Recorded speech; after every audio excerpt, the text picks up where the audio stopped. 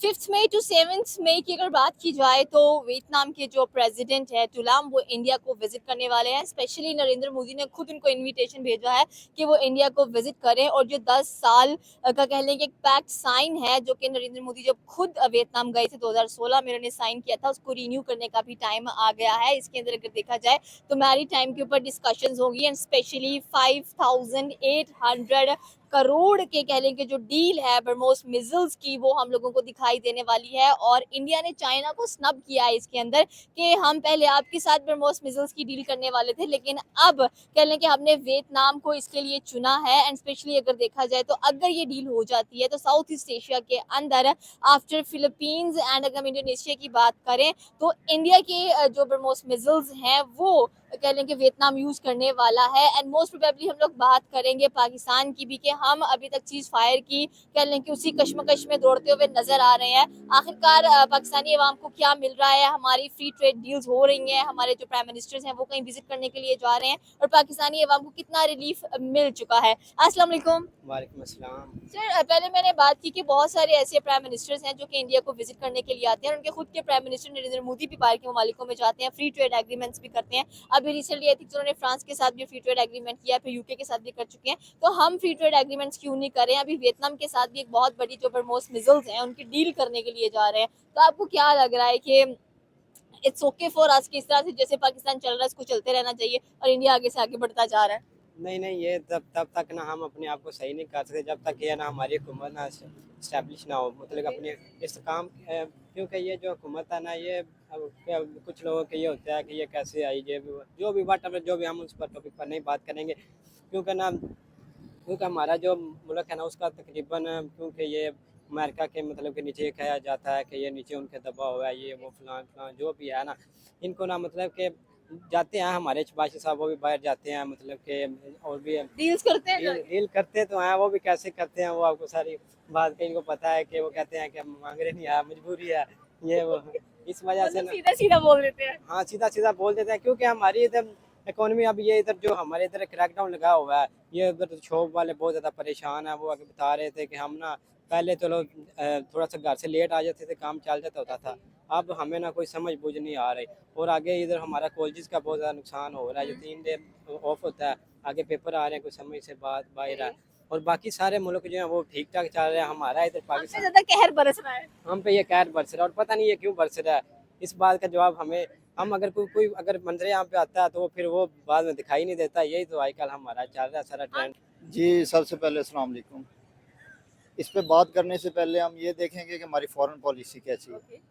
तो in recent past में अब देखें तो माशाल्लाह बहुत अच्छा डेवलपमेंट हुई है, क्योंकि अभी देखा आपने कि ईरान के हवाले से अभी अमेरिका का काफ़ी ज़्यादा मतलब हमारे तरफ रुझान हुआ है। तो ये चीज़ें बहुत मैटर करती हैं। डेफ़िनेटली हमारी मईशत इतनी अच्छी नहीं है, बेरोज़गारी बहुत ज़्यादा है, लेकिन ये चीज़ें इम्पेक्ट करेंगी आने वाले टाइम में ना। तो डेफ़िनेटली इसका तो एडवांटेज होगा, बट रिसेंटली हालात इतने स्टेबल नहीं है, लेकिन हो सकते हैं इंशाल्लाह आने वाले टाइम में ये आप चीज़ें कह रहे बेहतर। हैं कि अमेरिका हम पे बड़ा मेहरबान हुआ है, वो हमारे लिए क्या कर रहा है? ऐसा आपको लग रहा है कि पाकिस्तानी अवाम खुशहाल नजर आ रही है? अगर हमारे पास ट्रम्प कार्ड है तो ट्रम्प कार्ड हम इस्तेमाल कहाँ पर कर रहे हैं? देखें जी, ट्रम्प कार्ड बेसिकली उनका अपना ज़ाती मफाद है। बेसिकली वो अपना हमें एज ए टूल यूज़ कर रहे हैं यूएस। तो इसके लिए हमें ये फ़ायदा ये होगा कि हमारे तरफ दुनिया खुद ब खुद आएगी। एक हमारा एक पुश मिला है हमें ओके। इस बात का। तो चाइना डेफिनेटली हमारे साथ कोलैब कर रहा है, तो और भी कंट्रीज हैं हमारे साथ चीज़ें कर रही तो हैं। कह रहे थे कि ट्रम्प बहुत जल्द पाकिस्तान को विजिट करने वाले हैं, पिछले साल सितंबर से सुन रहे हैं, 2025 में अभी तक आए नहीं है वो। और उधर कह लें कि अब ट्रम्प ने फिर यू टर्न भी लिया था, कह रहे थे कि हम इंडिया भी विजिट करेंगे, इंडिया के बारे में बुरा भला बोला उन्होंने, लेकिन उसके बाद ऐसा यू टर्न लेते हैं कि अगला बंदा हैरान हो जाता है। तो आपको क्या लगता है कि पहले इंडिया विजिट करेंगे या पाकिस्तान विजिट करेंगे? नहीं, पाकिस्तान उन्होंने नहीं आना, ये उधर जा सकते हैं क्योंकि वो आगे खुद भी तो नहीं ना आए। क्यों? अगर हाँ, अगर पीछे पाकिस्तान के थोड़ा सा ना अफवाह मतलब कि अच्छे हुई है बाहर के मुल्कों में ना, क्योंकि इन्होंने मतलब कि दोनों की जंगबंदी के लिए अच्छा रोल प्ले किया। बाकी बहरहाल ना फिर भी ना वो इधर बड़ी मुश्किल आएंगे। पहली बात तो आना ही नहीं है उन्होंने, ओके। और वो इनको मतलब कि ना बड़ा अपने चीप सा समझते होते हैं।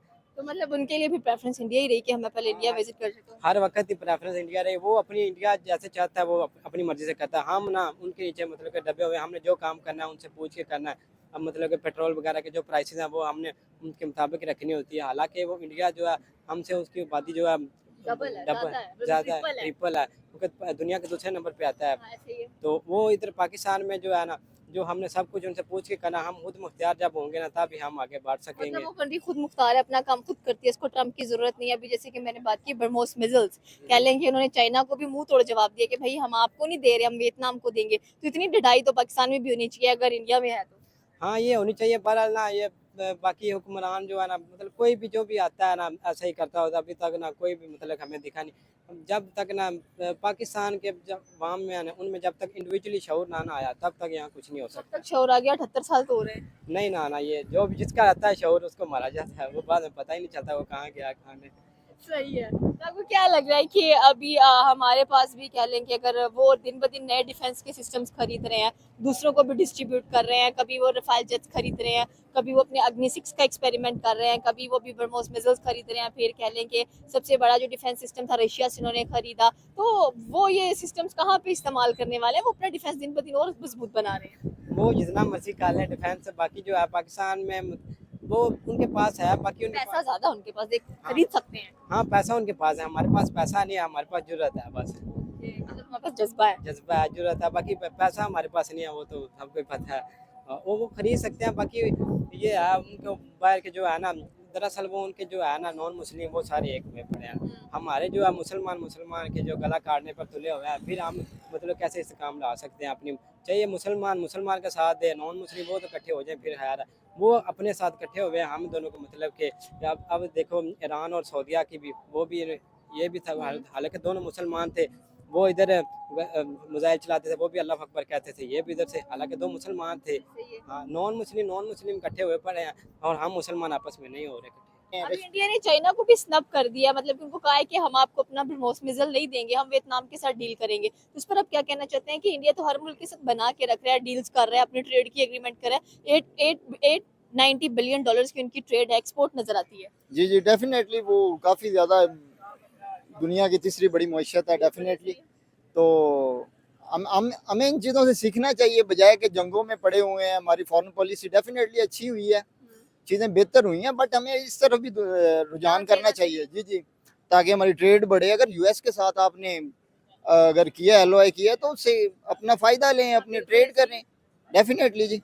तो हमारे क्या कहना चाहते हैं कि इतनी इतनी बड़ी बात कर दी हमने अमेरिका के लिए, सीज फायर तक लिया, हमारे वीजास की तो अभी तक उसने कोई रिस्पांस नहीं दिया। आपको पता है 75 कंट्रीज को उन्होंने कहा था कि आपका वीजा बैन कर रहे हैं, साथ में पाकिस्तान का भी था। जी जी, वो इसके बाद ये पहले का इवेंट आई थिंक, अभी कुछ। पिछले साल हुआ जी जी जी एंड पे दिसंबर के एंड में जी हुआ। जी, 75 कंट्री में पाकिस्तान को भी रखा गया था। लेकिन स्टूडेंट्स के लिए स्किल अभी ओपन है चीज़ें, जो अगर बिजनेसमैन देखे कम्युनिटी उसके लिए भी ओपन है, बट उनके विजिटर्स के लिए मेरा ख्याल इंडियन को प्रेफरेंस क्यों मिलती है हर जगह पर जाकर? उनके वीजाज, उनके लोग, उनकी स्किल्स, उनकी कैपेबिलिटीज।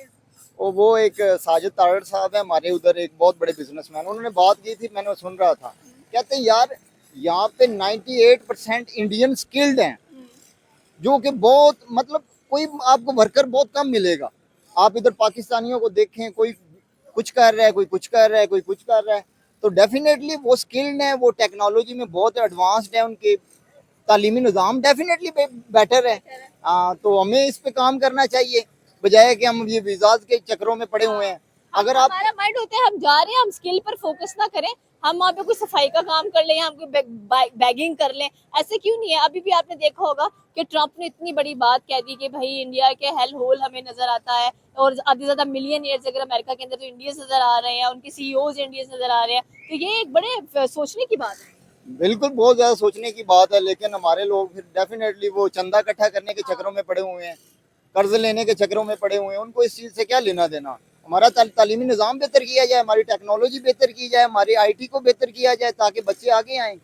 अभी कितने ज़्यादा आप इधर यंग ग्रेजुएट्स देखेंगे बेरोजगार हैं। वो सब बाहर जाने की तैयारी करते हैं। जी जी, वही वो भी लगे हुए हैं, लेकिन वो सबके पास वो कहते हैं ना, पैसा भी तो इतना नहीं है ना कि सब तो नहीं ना जा सकते।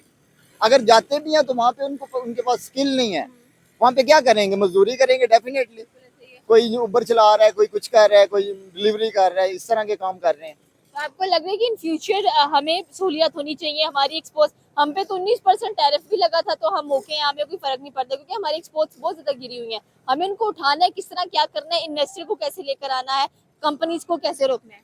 तो डेफिनेटली इसके लिए ये हमारे इदारे हैं जो उनके लिए फ्लेक्सिबल हों, लाइक नैब है, FIA है, ये सारे इदारे इसके लिए काम करें तो चीज़ें बेटर हो सकती हैं। फ्लेक्सिबल करें ना चीज़ों को, इन्वेस्टर जो आए उनको टेंशन ना हो, FBR से कोई प्रॉब्लम ना हो, तो देन ये चीज़ें इम्प्रूव हो सकती हैं। आपको लगता है कि 2026 साल में स्टेबिलिटी आई अगर मिडिल ईस्ट की बात कर ले या साउथ ईस्ट एशिया की बात कर ले? नहीं, स्टेबिलिटी तो नहीं कह सकते इसको, लेकिन काफ़ी चीज़ें बेटर हुई हैं। अभी ये वॉर की सिचुएशन पाकिस्तान ने काफ़ी अच्छा हैंडल किया है।